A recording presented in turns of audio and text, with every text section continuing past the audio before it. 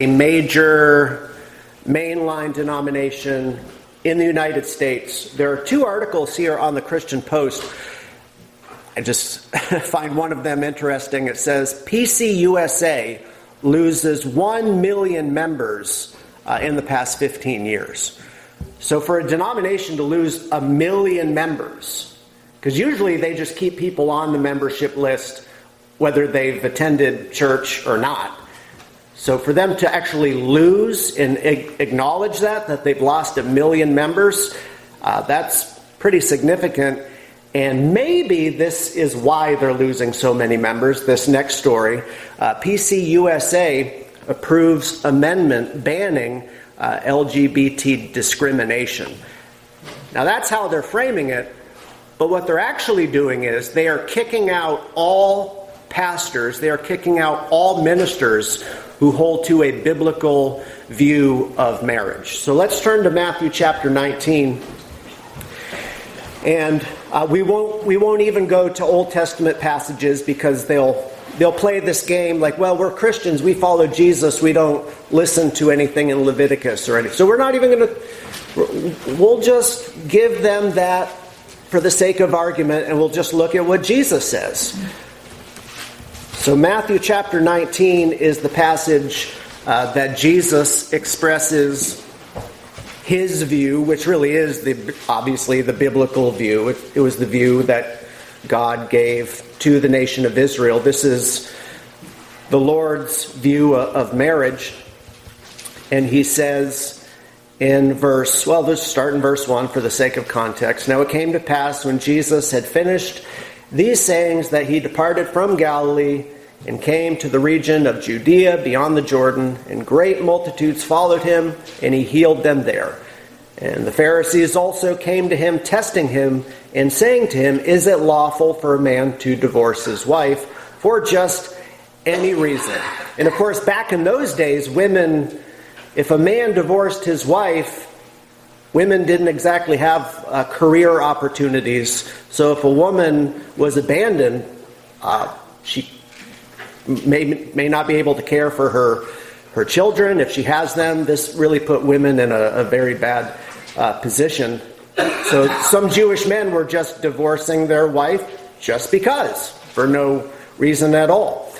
So they're asking Jesus about this, and he says in verse 4, have you not read that he who made them at the beginning made them male and female, and said, for this reason a man shall leave his father and mother and be joined to his wife, and the two shall become one flesh. So then they are no longer two, but one flesh. Therefore what God has joined together, let not man separate.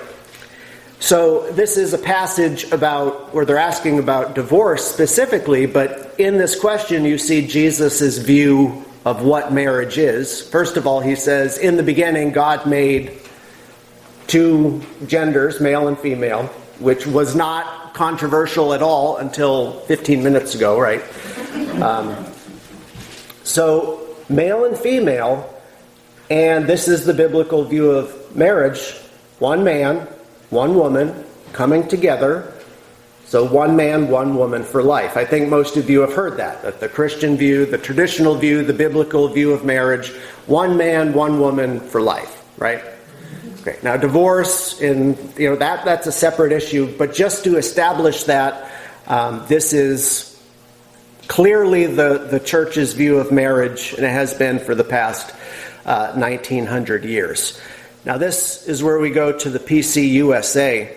So they have passed this law or amendment in the denomination where if that's your view, let's say you're a Presbyterian pastor in this denomination, if your view is that marriage is between male and female, one man, one woman for life, if that's your view, you are now going to be kicked out of the denomination. Why? Because you don't affirm polyamory, where maybe, not just two women or two men, but maybe one man and six women, or, I guess polyamory would be one man with two husbands and three wives, just a blending. See, if you're not affirming of all of that stuff, you're going to get kicked out. Okay, so this is a pretty bold move by the PCUSA, and it clearly goes against what Jesus taught. Do you think that has something to do with why they've lost 1 million members, that they've been headed in this direction? It says in 2011, which is, what, about 15 years ago. In 2011, that is when the denomination made a decision to ordain openly LGBT pastors. So that happened in 2011, and since that time, the denomination has lost 1 million members. So, the connection is there, whether they want to acknowledge that or not. And I just find it interesting, the statement at the end of the article. It says, the PCUSA ratified an amendment allowing ordination of openly LGBT pastors at the discretion of each congregation in 2011. Before last July's General Assembly, over 100 clergy signed an open letter opposing any requirement that clergy candidates be asked about their views on sexual orientation and gender identity, saying that it appears to introduce an ordination question that is deeply at odds with our core Reformed tenet of freedom of conscience. This amendment would immediately disqualify and exclude many faithful and dedicated ruling elders, teaching elders, and deacons from serving due to their convictions, the letter reads. Moreover, it risks imposing a non-negotiable and rigid standard on an issue where faithful Christians hold differing views. So these are ministers and people in the denomination. They're not even looking to fight the denomination on the direction they're going in. They just say, hey, can you respect my conscience? I'm a PCA, deacon, ruling elder, pastor. I don't agree with you, but I'm not going to fight you. But our church is part of your denomination, and we believe traditional marriage. Can you just allow us to exist in the denomination? And the ruling is no, you're going to get fired, you're out, and maybe the whole congregation would be kicked out. Which, if the denomination owns the building, then they can literally kick people out and sell the building or bring in a new. So they have complete control over some of these churches. So it's just a sign of the times. But by their own ruling in 2011 and this other news story, this type of thing has led to just a mass exodus of people just leaving the church. Why? Because once you abandon God's standard, once you abandon the teaching of the Bible, what do you have left?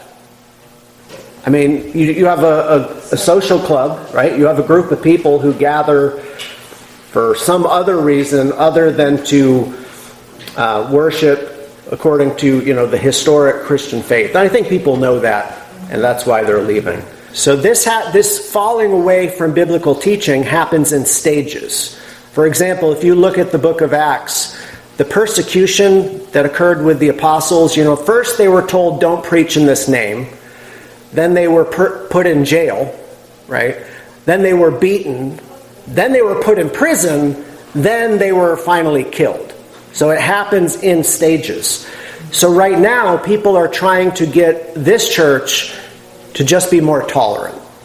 Okay, we're not asking you to change, just become a little more tolerant of these other views. Well, let's this isn't going to happen.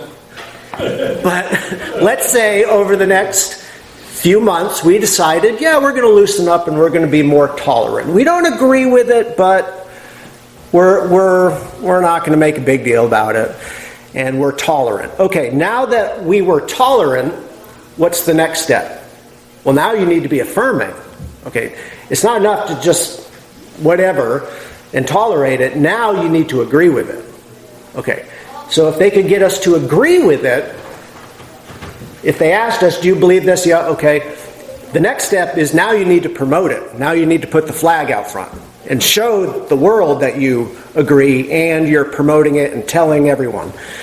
And then the final step, once you get the tolerance the acceptance, affirmation, promotion. The final step is to persecute anyone who disagrees.